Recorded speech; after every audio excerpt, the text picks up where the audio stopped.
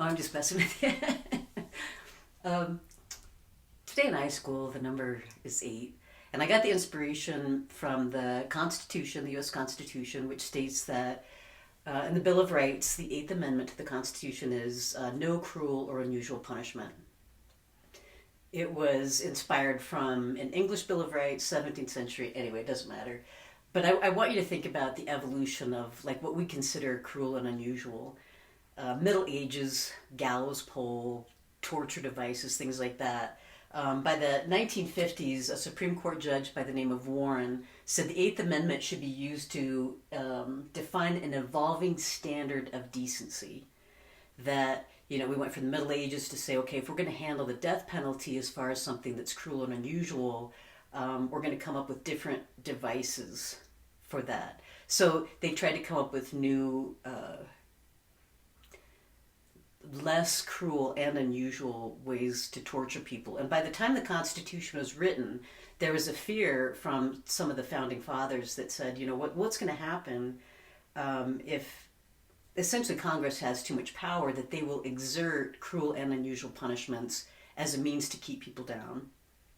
So what I did, that was my inspiration, and then I just broke down 8 categories from just websites as far as like in public education, how are students being affected? Now, these personally are no relation. I just took the Eighth Amendment to the Constitution, and then I added 8 categories.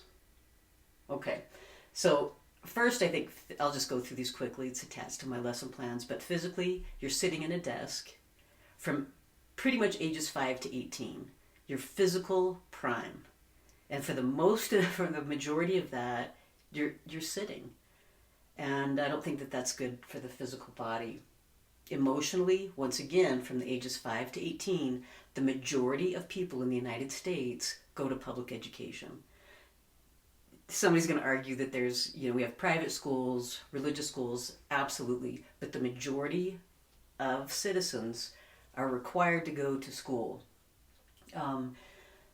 which I think we would agree with the level of anxiety and depression.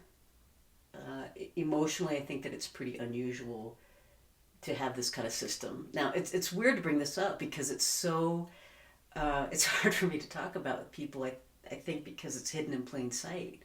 We talk about all these things out here that are going on, but I just keep going back to the core of maybe disconsorted thinking is that in public schools we don't really teach you're on my side, students.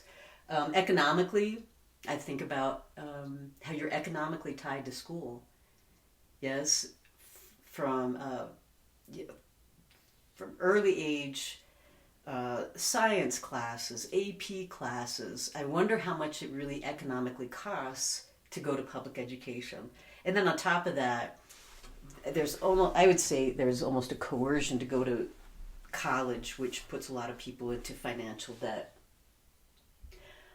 Threats and coercion, some of these kind of go hand in hand. Threats and coercion and intimidation, that's kind of the structure of the institution of public schools, right? You will do this, you will sit down, shut up, listen to authority, and then we will tell you what classes to take, give you a little margin of classes that are your electives, and then blame you if you show any kind of physical or emotional distress. This is the part that I think is the most cruel, one of the most cruel things to me, is it's like, by law, you are going to school. I see kids at bus stops in the dark, in the rain, in the snow, to go to school. And then we turn around and blame you. We say, you need to get more sleep. You need to get more exercise.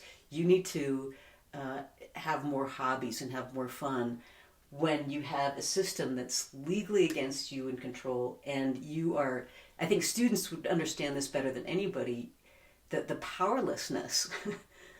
You have people, teachers, parents, coaches, bosses, pretty much society telling you what to do, and then saying you have really no power, agency, control to change your circumstance. Now, of course, when I bring this up,